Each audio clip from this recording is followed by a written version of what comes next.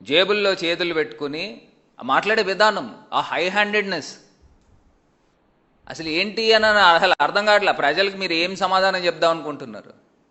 అంటే ఈ తరహాలో అసెంబ్లీ సమావేశాలు జరుగుతూ ఉన్నాయి. మీకు ఏదన్నా ఉంటే మీ అల్లుడికో మీ బావకో మీరు కంప్లైంట్ చేసుకోండి,